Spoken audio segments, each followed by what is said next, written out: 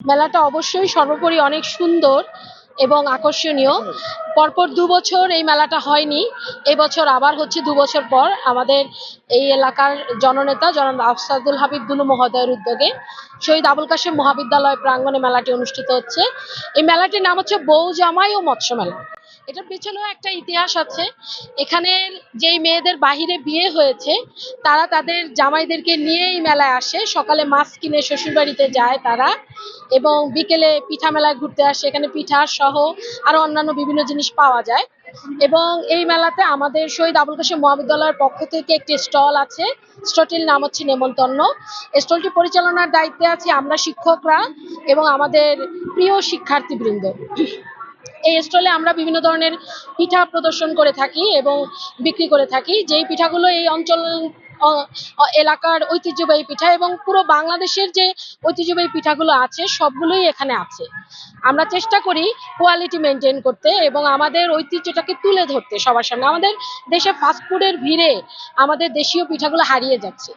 সেই চেতনাকে সামনে রেখে দেশীয় ঐতিহ্যকে সবার সামনে তুলে ধরার জন্যই আমাদের এই ছোট্ট প্রয়াস। আমাদের স্টলের নাম নেমন্তন্ন।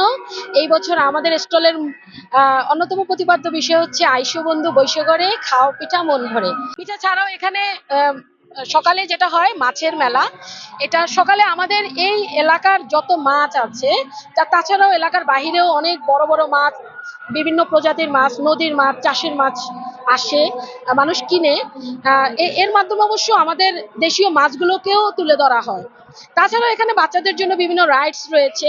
আমাদের পিঠা তো আছেই, বিভিন্ন রকমারি দোকান রয়েছে যেখানে আমাদের কারুপণ্য থেকে শুরু করে বিভিন্ন পণ্যেরও বেচাকেনা হয়ে থাকে, এবং এই পণ্যগুলো মানুষ শুধু কিনছেই না, এই পণ্যগুলো সম্পর্কে তারা জানতেও পারে।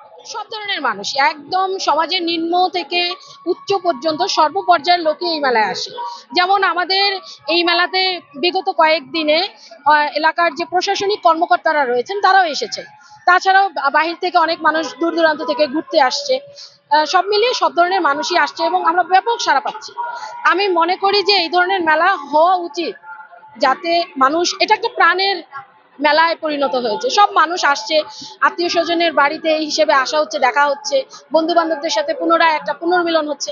সব মিলিয়ে মেলাটা আসলেই অর্থবহ। আমরা চাই আমাদের সংস্কৃতিকে লালন করতে। আমরা যেন বিদেশি সংস্কৃতিতে ঢাকা পড়ে না যাই, আমাদের সংস্কৃতিকে তুলে ধরতে হবে। আমরা এই কারণেই এই প্রয়াসটা আমাদের আমাদের যে অঞ্চলের যে জননেতা জনাব আসাদুল হাবিব দুলু মহোদয়, উনি খুবই মানে ঐতিহ্যকে লালন করতে পছন্দ করেন এবং সেটাকে ধরে রাখার জন্য বিভিন্ন আয়োজন প্রতি বছরই করে থাকেন। সেটার মতোই এই মেলাটা। আমরা চাই বাংলাদেশের ঐতিহ্যগুলো যেন হারিয়ে না যায়, এগুলো যেন যুগ যুগ ধরে টিকে থাকে এবং বিশ্বের দরবারে যেন এগুলো মাথা উঁচু করে দাঁড়াতে পারে। আমরা চাই আমাদের এই মেলা বিশ্বে আলোড়ন তুলুক এবং আমাদের এই ঐতিহ্য বেঁচে থাকুক।